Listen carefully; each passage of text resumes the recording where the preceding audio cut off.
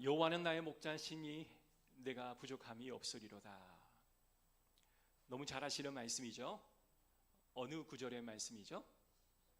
시편 23편에 다윗이 하나님을 향한 신앙의 고백의 구절입니다. 집에 신방 가보면 성구 액자가 있다고 하면 거의 대부분 이 성구가 많이 기록이 되어 있을 정도로 우리 한국도 모든 믿는 크리스찬들이 이 다윗의 이 신앙의 고백을 참 사랑하고 있습니다. 자, 그렇다면 오늘 저와 여러분이 함께 나눌 또 다른 신앙의 고백서가 있어요. 그것은 바로 미가의 신앙의 고백입니다. 주와 같은 신이 누구오리까? 한번 따라해 볼까요? 주와 같은 신이 누구오리까? 자, 이 말을 다른 말로 말하면 주와 같은 신이 어디 있습니까? 라는 이 말이에요. 자, 이 말씀이 무슨 말씀인지 감이 잘 오지 않는 분들이 있을 거예요. 사실 우리가 미가서를 잘 읽지를 않습니다.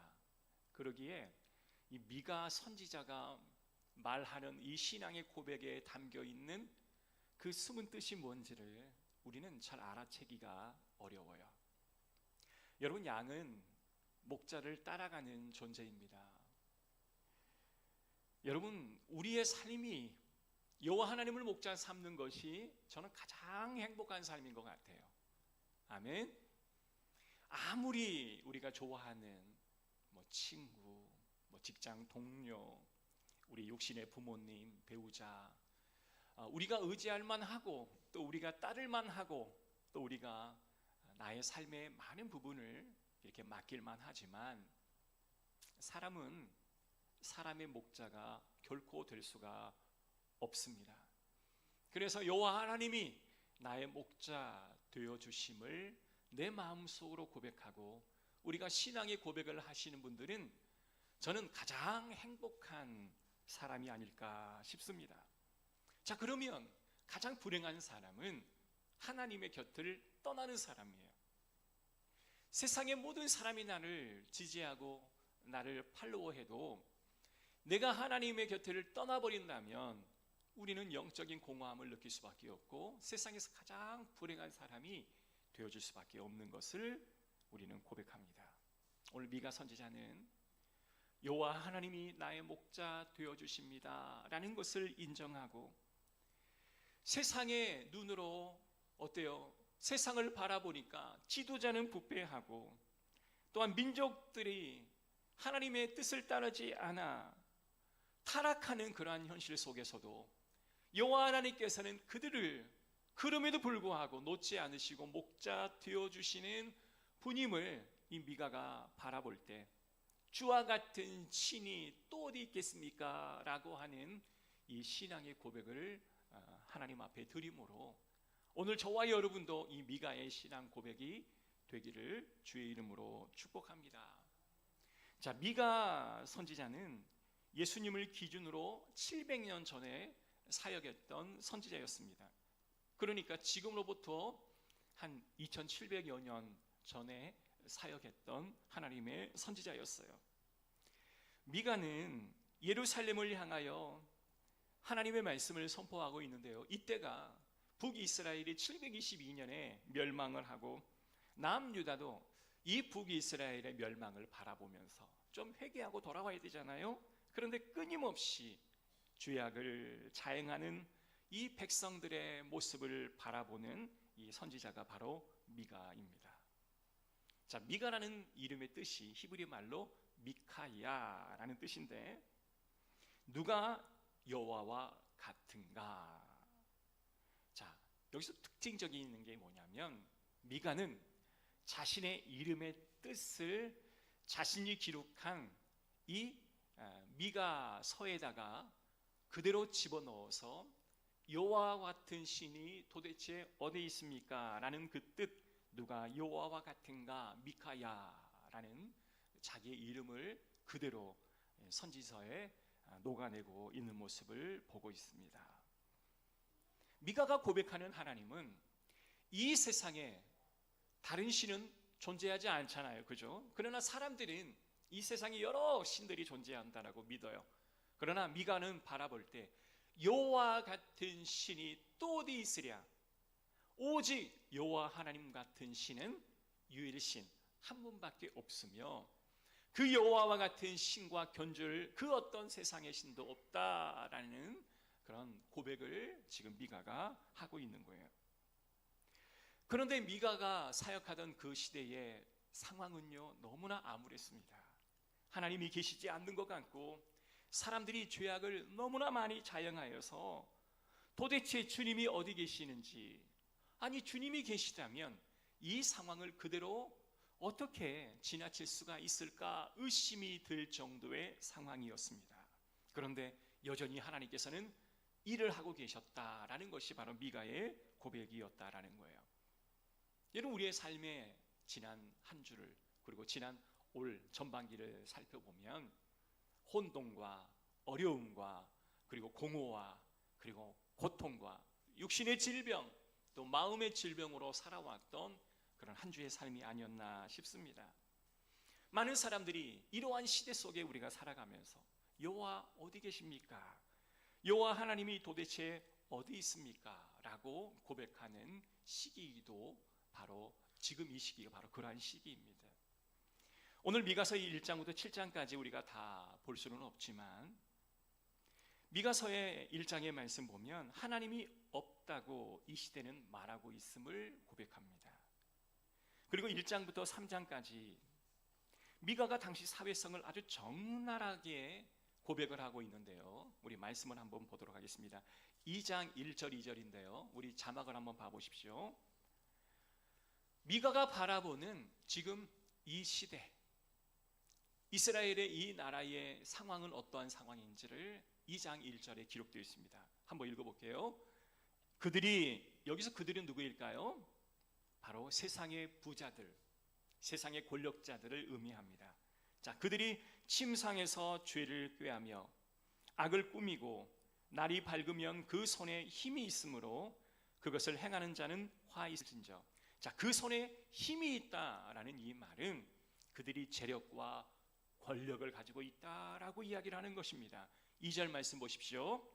그 밭들을 탐하여 빼앗고 집들을 탐하여 차지하니 그들이 남자와 그의 집과 사람과 그의 산업을 강탈하더라.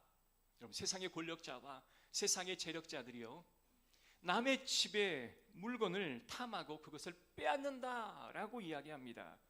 여러분, 힘이 있어요. 힘이 있는 자가 힘이 없는 자의 밭을 빼앗고 또한 그들의 물건을 착취한다라는 것, 그리고 더 나아가서는 사람의 생명도 자기 멋대로 빼앗는 시대였다라고 이야기합니다.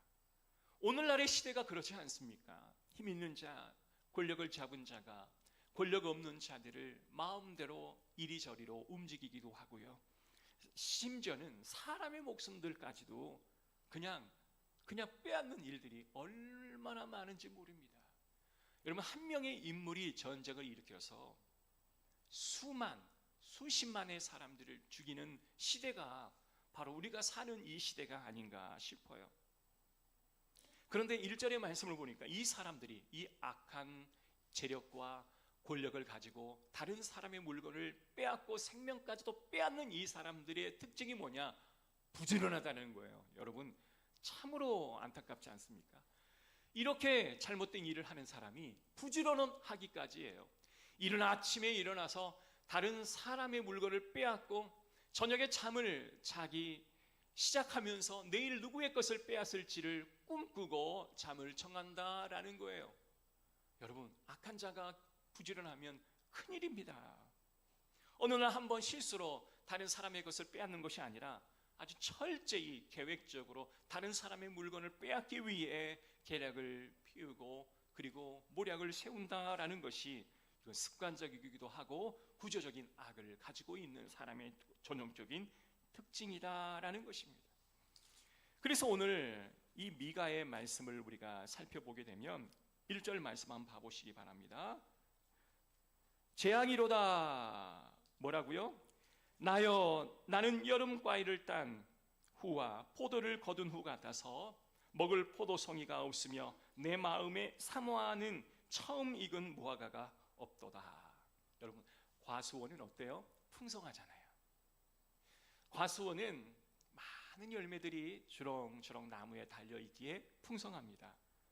그런데 포도나무 그리고 무화과 나무에 열매를 다 거두고 난 이후에 아무것도 남지 않는 그런 상태를 미가가 지금 이야기하면서 아무것도 남아있지 않다라고 이야기하는 거예요. 2절 경건한 자가 세상에서 끊어졌고 정직한 자가 사람들 가운데 없도다. 무리가 다 피를 흘리려고 매복하며 각기 그물로 형제를 잡으려 하고. 자, 그들이 마음대로 살아가요. 힘 있는 자들이 약한 자들의 물건과 생명을 빼앗고 그리고 자기 마음대로 살아가고 있는 이 모습을 바라보는데 마치 포도원 과실과 무화과 나무의 과실이 열매가 하나도 없는 것처럼 어디 선한 사람은 한번 찾아보자 라고 두리번두리번거려도 이미 추수가 끝나버린 그런 과원처럼 아무도 찾을 수가 없다라는 것이 바로 미가 선지자의 고백이었습니다. 분명 남유다는 성전도 있었고 그들 스스로는 하나님의 백성이다 라고 자부했던 사람들이 모인 공간입니다. 우리도 마찬가지잖아요. 우리도 예수님을 믿고 교회 열심히 다닌다라고 자부하는 사람들이 아니겠습니까?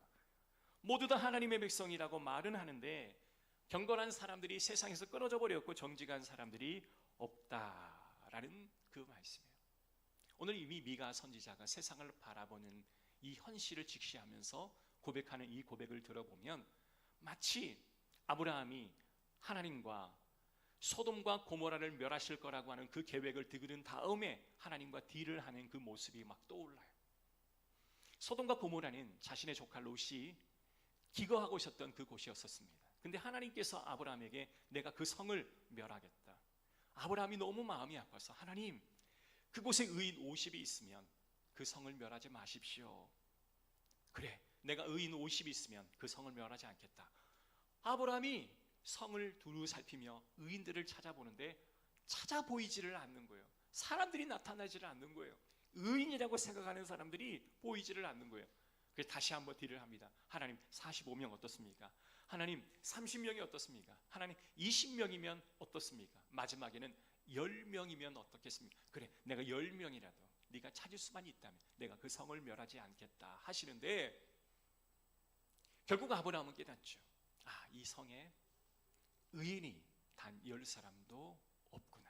그래서 하나님이 이 성을 멸하려고 하시는구나 라고 아브라함이 마음속에 크게 깨닫습니다.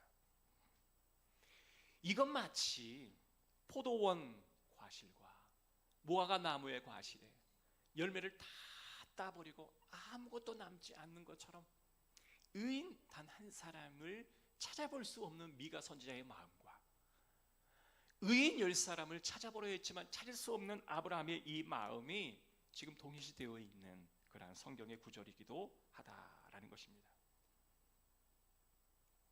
그런데 백성들만 이러했냐면 이게 아니었어요. 미가가 볼 때 그 나라의 권력자들도 너무나 형편없었습니다. 3장 9절의 말씀 보면 야곱 족속의 우두머리들과 이스라엘 족속의 통치자들 곧 정의를 미워하고 정직한 것을 굽게 하는 자들아 원하노니 이 말을 들을지어다. 자, 이 말은 무슨 말이냐면요, 당시 재판관들이요 돈을 받으면 아 너는 죄 없어, 돈을 주지 않으면 너 죄가 있을 거야, 이러한 사람들이 재판장이었다라는 거예요. 두 번째 10절 시온을 피로 예루살렘을 죄악으로 건축하는도다. 11절 그들의 우두머리들은 뇌물을 위하여 재판하며 그들의 제사장은 삭스를 위하여 교훈하며 그들의 선지자는 돈을 위하여 점을 친다. 여러분, 우두머리들이 돈을 받는데요, 아니 제사장들이 돈을 위하고 선지자들이 돈을 받고 점을 치는 시대가 바로 미가 선지자가 바라보는 시대의 상황이었다라는 겁니다. 얼마나 놀랍습니까 여러분, 그죠? 우리가 서두에 미가의 신앙의 고백이 먼저 소개되었을 때 미가서는 참 아름다운 그런 말들로 채워진 성경 말씀이구나 라고 우리는 느꼈는데, 제가 말씀을 전하다 보니 이 미가가 사역했던 이 시대가 이렇게 암울한 시대였구나. 백성들 가운데는 의인 한 사람이 없고, 지도자들, 종교 지도자들, 더 나아간 선지자들조차도 이렇게 부패하고 타락했었던 시대였구나. 이러한 시대에는 어떨까요? 하나님의 심판만이 기다릴 수밖에 없는 시대가 아니었을까요? 자, 그런데 미가 선지자는 어느 신이 주님 같습니까? 주님은 우리의 잘못을 치워버리셨습니다 라고 고백을 하고 있다라는 거예요. 도대체 미가가 무엇을 봤기에 이러한 암울한 시대 상황 속에서 백성들과 지도자들이 타락하는 이 상황에 여호와 하나님과 같은 신이 도대체 어디 있습니까? 우리의 잘못을 치워버리셨습니다 라고 고백할까요? 미가 선지자는 도대체 하나님의 어떤 모습을 보았을까요? 첫 번째, 미가 선지자는 하나님이 용서하시는 하나님이심을 그가 발견하였습니다. 할렐루야. 우리 7장 18절 다 같이 한번 읽어보겠습니다. 시작.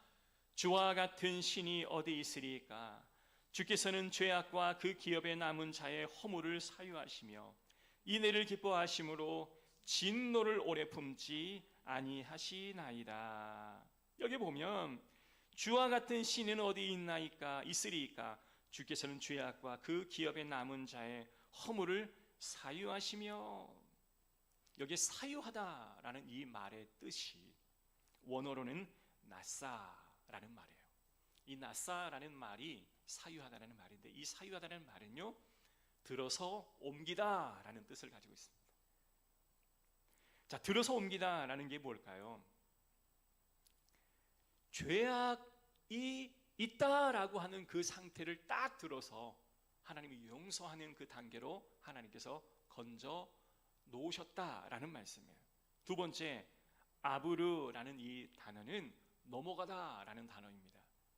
여러분, 패스오버, 여러분 죽음이 넘어갔던 것처럼 죽을 수밖에 없는 그들을 하나님께서 용서하심으로 넘어갔다라는 용서의 하나님을 미가는 고백하고 있습니다.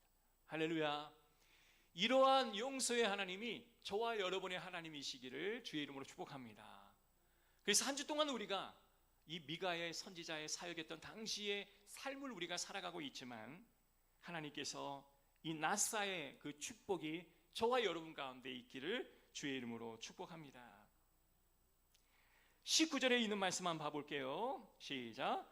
다시 우리를 불쌍히 여기셔서 우리의 죄악을 발로 밟으시고 우리의 모든 죄를 깊은 바다에 던지시리라. 발로 밟다라는 이 뜻은요, 죄에 대한 완전한 용서를 의미하는 거예요. 죄가 있어요. 그 죄를 밟아버리는 거예요.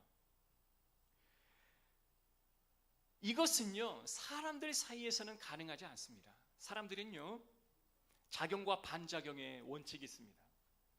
내가 어떠한 작용을 하면 상대는 반드시 반작용을 하게 되어 있어요. 내가 이와 같은 행동을 하면 상대방은 반드시 그와 준하는 행동을 할 수밖에 없는 존재입니다. 그런데 하나님은요, 사람이 이와 같은 행동을 했는데 그 행동에 대한 반작용을 하지 않으시고 그걸로 발로 밟아버리셨다라는 거예요. 이거는 완전히 없이 하여버렸다.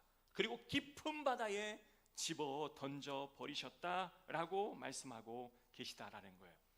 그러니 미가 선지자가 아니 이러한 신이 도대체 어디 있습니까? 라고 고백하는 그 마음의 의중을 알겠죠. 첫 번째, 용서의 하나님을 미가가 고백했다면, 두 번째는 인애의 하나님을 이 미가는 고백하고 있습니다. 7장 20절입니다. 시작.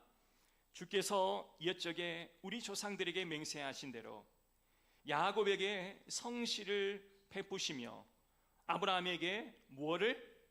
인애를 더하시리이다. 여러분, 인애라는 말이 무슨 말일까요? 헤세드라는 말입니다. 이 헤세드라는 말은 그럼에도 불구하고의 은혜예요. 내가 죄악을 범했음에도 불구하고 하나님이 우리 죄악을 용서하셨다. 그래서 미가가 바라보는 용서의 하나님, 오늘 두 번째 인내의 하나님을 바라보면서 하나님은 우리를 인내로 용서하시고 우리를 이해해 주시는 하나님이었습니다 라고 고백을 하고 있다라는 거예요. 얼마나 감사한 그런 말씀입니까? 사랑하는 성도 여러분, 저와 여러분도 우리가 용서할 수 없는 대상자가 있잖아요. 여러분, 용서하고 용서와 인내, 헤세드의 사랑을 베풀 줄 아는 주의 백성이 되기를 주의 이름으로 축복합니다. 자, 그런데요, 우리가 한 구절 좀 더 봐야 될 부분이 뭐냐면, 이러한 인내와 용서가 필요해야 할 대상이 어디냐? 4절입니다. 시작. 그들의 가장 선한 차라도 가시 같고 가장 정직한 차라도 찔레 울타리보다 더하도다. 그들의 파수꾼들의 날 곧 그들 가운데에 형벌의 날이 임하였으니 이제는 그들이 요란하리로다. 이 형벌의 날이 임하였다라고 이야기합니다. 자, 이 형벌의 날이 임하였다라는 이 말의 원뜻은 하나님의 심판이 이제 그들에게 임한다. 너희가 이렇게 계속 살면 하나님의 심판이 임할 것이다 라고 말씀을 하는데, 마음 가운데 뭐가 있냐? 요란한 마음이 있으리로다 라고 이야기합니다. 죄를 범하면 여러분 어때요? 마음이 요란해집니다. 자, 죄를 범하면 사람의 마음이 평안을 잃어버려요. 돈이 있으면 여러분 평안할까요? 좋은 집에 살면 평안할까요? 아주 좋은 차를 타고 다니면 평안할까요? 내가 좋은 스펙을 채워 넣으면 여러분 평안할까요? 결코 평안하지가 않습니다. 그런데 이러한 자들을 보니 특징이 있더라는 거예요. 뭐냐면 마음이 요란하더라, 마음이 막 요동치더라, 마음이 평안하지 않고 요동치더라. 이게 뭐냐면 하나님의 심판이라는 거예요.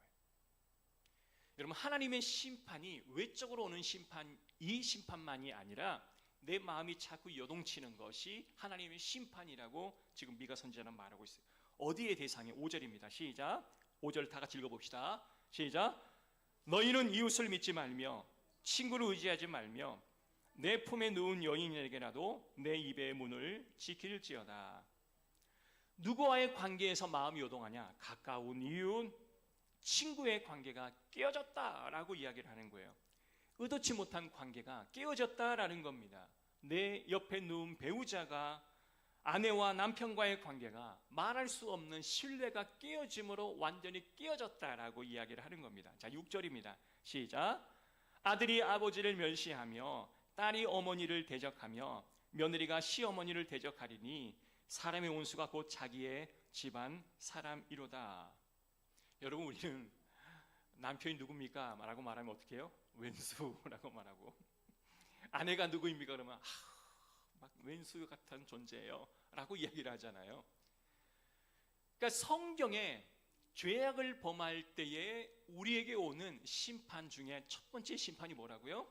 마음이 요동치는 심판인데, 누구를 대상으로? 가까운 친구, 지인들, 그리고 믿음의 동역자들, 그리고 가족들 아래서 마음이 요동치는 이러한 것들을 느끼는 것이 하나님의 심판이다라고 이야기하는 거예요. 여러분, 마음이 요동치면 아무것도 부러울 게 원하는 게 없어요. 마음이 평안한 게 세상의 가장 최고의 큰 가치인 줄로 믿습니다. 여러분, 사람의 식구가 집의 원수가 된다면 여러분, 이보다 더 큰 심판이 어디 있겠습니까? 아니, 먼 나라에 사는 사람이 잘못을 했어요. 지금 푸틴이, 김정은이가 잘못을 했어요. 그들이 잘못했다 한들 나와는 무슨 상관이 있겠습니까? 그러나 가장 가까운 이웃들, 교인들, 가족들이 원수가 되면 그것이 가장 하나님의 큰 심판이다라고 미가는 말하고 있는 거예요. 여러분, 자녀와 부모의 관계가 어때요? 자녀와의 부모와의 관계를 바라보면서 마음의 아픔을 느낀다면 그것이 곧 평안하지 않는 요동치는 마음 아니겠습니까? 저는 주중에도 우리 이제 성도들과 많은 대화를 하면서 자녀와의 아픔들을 듣기도 하고, 제가 진심을 다하여 기도해 주기도 하고, 그런 모습을 바라보면서 여러분, 이것이 하나님이 주시는 가장 큰 어려움이다라고 이야기를 하는 거예요. 자, 그런데 이러한 마음의 요동침을 바라보는 우리는 왜 이와 같은 일들이 일어날까요? 먼저는 미가 선지자가 말합니다. 하나님과의 관계를 회복해야 한다. 두 번째, 그래야 사람의 관계가 회복되어진다라고 말씀하면서 미가서 4장 4절의 말씀 제가 한번 읽어드릴게요.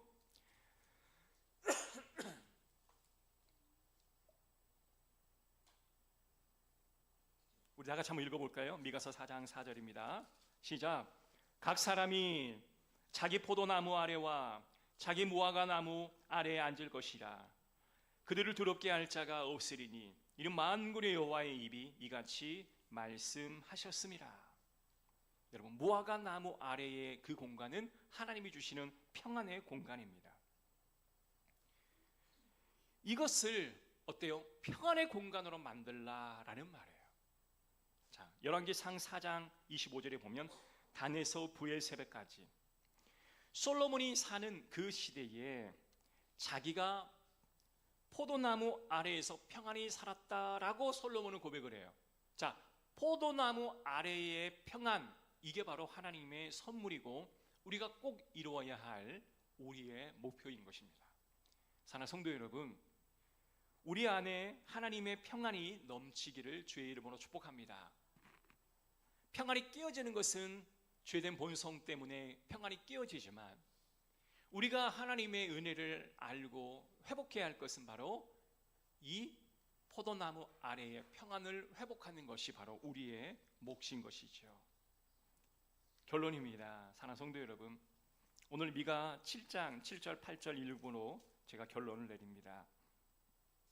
다 같이 한번 읽어봅시다. 시작. 오직 나는 여호와를 우러러 보며 나를 구원하시는 하나님을 바라보나니 나의 하나님이 나에게 귀를 기울이시리로다. 나의 대적이여 나로 말미암아 기뻐할지어다. 기뻐하지 말지어다. 나는 엎드려질지라도 일어날 것이요 어두운 데에 앉을지라도 여호와께서 나의 빛이 되실 것이미로다. 아멘. 내가 여호와 하나님을 우러러 바라보는 것이 모든 평안함을 가져오는 첫 번째 우리가 해야 할 일입니다. 가정의 모든 사람들이 여호와 하나님을 바라보고 교회 모든 성도들이 하나님을 우러러 바라보고 하나님을 우러러 보는 자가 한 사람이라도 있다면 그 가정의 평안이 회복된다라는 거예요. 제가 늘 말하죠. 모빌 법칙이라고요. 어린아이가 막 깨르르 웃는 천장에 매달린 모빌, 이게 막 돌아가면서 아이의 시선을 그 모빌 하나의 그림에 맞춰서 그 모빌을 움직입니다. 근데 모빌은 천장에 매달려 있기 때문에 계속 흔들려요. 미세한 바람에도 계속 흔들립니다. 이걸 잡으면 어떻게 해요? 다 잡아서 멈추게 할 수는 없지만 딱 하나만 잡아도, 하나만 멈춰도 다른 것이 금방 멈춰지는 거예요. 이게 모빌 법칙입니다. 마찬가지로 내가 상대방에게 먼저 화해를 요청하고 또한 손을 내미는 일이 일어났을 때 그 모든 것들이 멈춰지는 역사가 일어나는 거예요. 내가 하나님을 우러러 바라보는 일이 있다면 모빌 법칙처럼 하나님께서 다른 모든 사람들의 마음을 멈추게 할 줄로 믿습니다. 오늘 미가가 우리에게 말하는 것은 네가 하나님을 우러러 바라보라. 그것이 바로 모든 마음이 요동치는 것들이 멈춰지는 하나의 유일한 방법이다라고 이야기하는 거예요.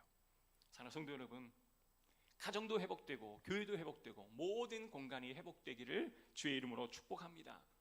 이거는 한 나라에 우리가 가서 복음을 전하는 것보다 훨씬 더 소중한 일일 수도 있어요. 왜냐하면 하나님의 심판의 첫 번째가 바로 가장 가까운 것의 관계에 모든 것을 깨고 요동케 하는 것이 바로 하나님이 주는 심판이기 때문에 여러분, 이것을 다시 회복하는 것이 하나님의 은혜인 줄로 믿습니다. 자, 그러나 오늘 우리는 소망의 말씀을 드렸어요.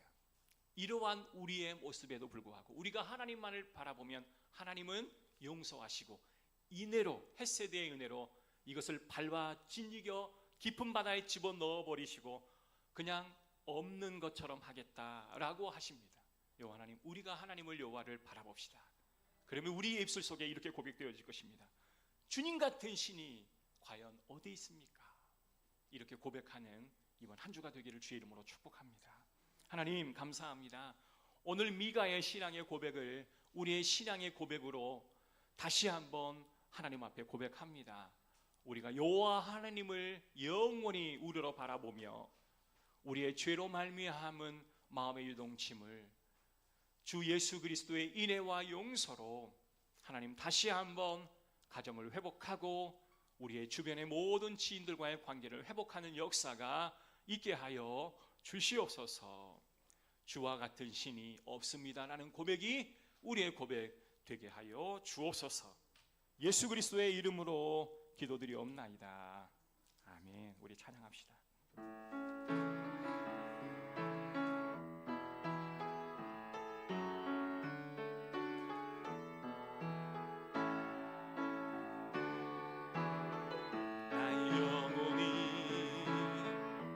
잠잠히 하나님만 바라며 나의 구원이 나의 의원이 그에게서 나는도다. 나의 영혼아 잠잠히 나의 영혼아 잠잠히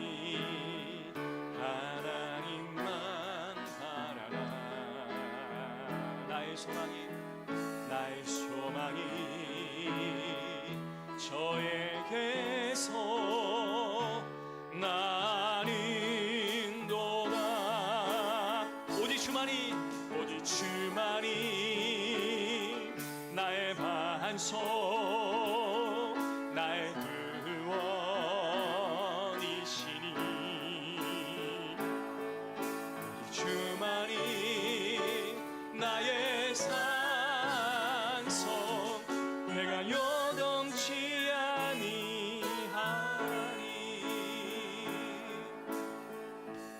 우리 다 같이 한번 기도하겠습니다. 하나님, 우리의 가정은 어떠한지요? 우리의 주변의 지인과의 관계는 어떠한지요?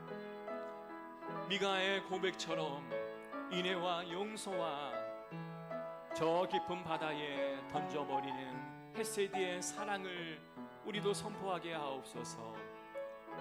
우리 다 같이 통성으로 기도합니다. 하나님, 우리에게 은혜를 주시옵소서. 하나님, 우리에게 은총을 허락하여 주시옵소서. 우리가 여호와 하나님을 우러러 바라보며 하나님의 놀라운 은혜의 사랑이 우리 가운데 넘쳐나게 될 줄로 믿습니다. 아버지여, 우리 가운데 은혜가 넘치게 하여 주시옵소서. 우리 가운데 예수 그리스도의 은총이 넘쳐나게 하여 주시옵소서. 헤세디의 은혜, 놀라운 용서의 은혜가 우리 가운데 넘치게 하여 주시옵소서. 그럼에도 불구하고 이스라엘 백성들이 죄악에 타락하였음에도 불구하고 하나님을 용서하였던 것처럼 우리도 그 용서에 하나님의 온전한 모습을 회복할 수 있도록 역사하여 주시옵소서. 하나님, 우리 이웃이 이해가 되지 아니하고 우리 믿음의 동역자들이 이해가 되지 아니하고 우리의 자녀와 배우자가 이해가 되지 아니하고 우리 부모가 이해가 되지 아니한다 할지라도 하나님, 우리가 하나님의 인애와 용서하심과 세대의 은총이 모든 것을 하나님 넘어가게 하시고 아버지 하나님을 우러러 바라보며 모든 것을 하나님 역사가 있게 하여 주시옵소서. 우리가 간직해야 할 것은 바로 하나님의 성품입니다. 용서하고 인애의 마음으로 그들을 섬기는 것밖에 없습니다. 주여, 우리에게 그 은혜를 허락하여 주시옵소서. 이 모든 말씀 예수 그리스도의 이름으로 기도드리옵나이다. 아멘. 우리 다 같이 자리에 일어나셔서 우리 함께 찬양하겠습니다. 한 주도 믿음 안에서 승리하십시오.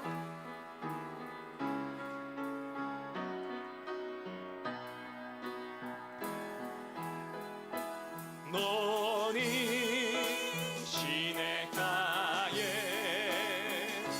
심은 나무라매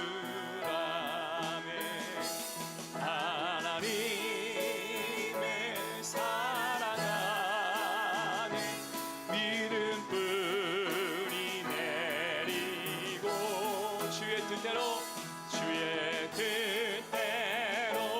주의 뜻대로 감사사세요.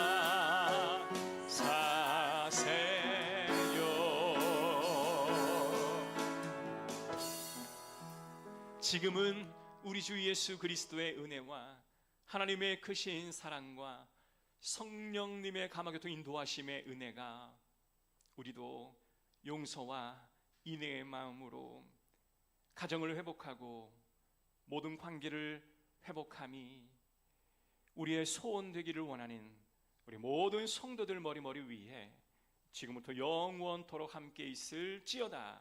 아멘.